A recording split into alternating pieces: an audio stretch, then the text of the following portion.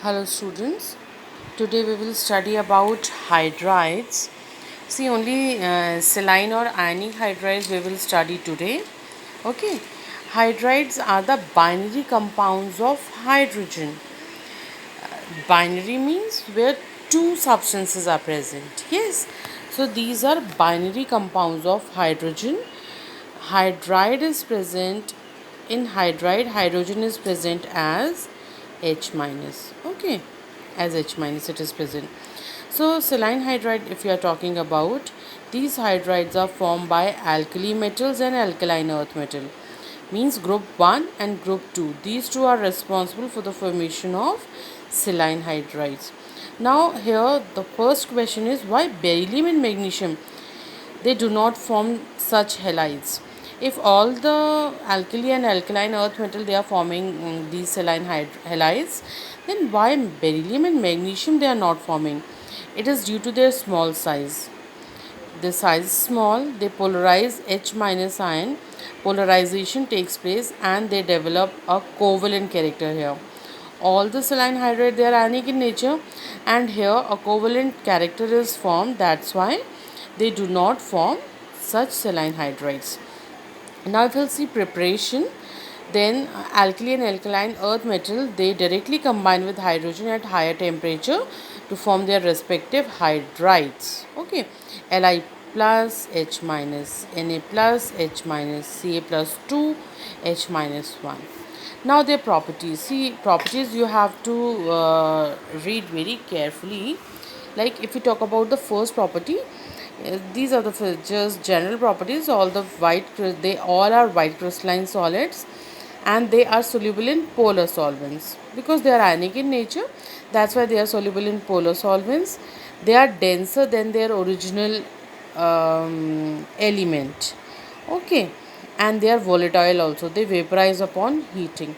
Now if we talk about thermal stability, see thermal stability if we are talking about, it means we are heating them and they are not dissociating.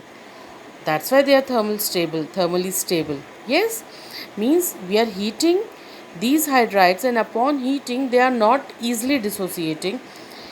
If easily dissociating means they are not thermally stable, and if they are not easily dissociating, it means they are thermally stable. They can withstand high temperatures and they will remain in their compound state only, this ionic state only. Okay, then only they will be thermally stable. So if you are talking about thermal stability, it decreases from lithium to cesium. It means lithium hydride is very much thermally stable and cesium hydride it is not stable. Yes, see if we talk about this lithium hydride and cesium hydride, lithium hydride it needs 904 kilojoule energy to dissociate, to get dissociated, and it needs 653 kilojoule of energy to get dissociated. It means it is needing lesser energy, it is needing higher energy, it is thermally lesser stable as compared to this one. Yes, in the same way, if we talk about alkaline earth metal, then calcium hydrides are more thermally stable than barium hydrides. More thermally stable means, if we are talking about more thermally stable, means they can withstand at higher temperatures, means even at higher temperature they will not dissociate easily. They will be needing much higher temperature for dissociation. Yes, if you are comparing these two, it is needing only 653 kilojoule of energy, it is needing 904 kilojoule of energy. It means it will be dissociated at lesser temperature, it is needing more heat energy to get dissociated. It means it is more thermal stable, and thermal stability if we talk about, it decreases from top to bottom. This is more thermally stable, this is lesser thermally stable. Now next point. These are strong reducing agents. See, if LiH is there and H is removed from it, then this will obviously give this H to someone. It will oxidize itself and will reduce to some other element which is present over there. And because that particular element or compound, it will gain this hydrogen. So they are strong reducing agents.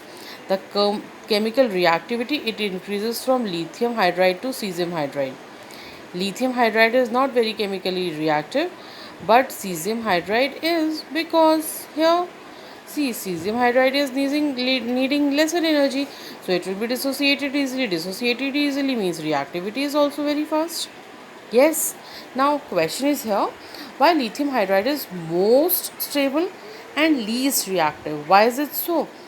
Because its size is smaller, Li plus, and this Li plus will easily polarize this H minus, and the bond between them will be stronger. More stronger the bond, more difficult will be for it to get broken, and therefore the reactivity will be lesser. Okay. Now next point, these hydride, they react with water. These hydride, they react with water to form their respective their hydroxides along with the formation of hydrogen gas, like lithium hydride. It combined with water to form lithium hydroxide and hydrogen. Calcium hydride will combine with water to form calcium hydroxide and hydrogen. Next point, only lithium hydride and calcium hydride, they can react with nitrogen. Rest hydrides, they cannot react with nitrogen. Okay. Lithium hydride, when it reacts with nitrogen at higher temperature, it will first form this LiNH2. Then it will form Li2NHC. One N is removed from here and Li is added there. Then at last Li3N is formed. Okay. Calcium hydride, when reacts with nitrogen at around 500 degrees Celsius, it will form calcium nitride. Structure, if we talk about the saline hydride, they are ionic in nature and ionic bonds are non-directional. There is no particular direction of that, so they have no geometry. These saline hydrides, or they are also called ionic hydrides. They are formed by group 1 and group 2 elements. Now in our next video, we will study about molecular or covalent hydrides. Thank you.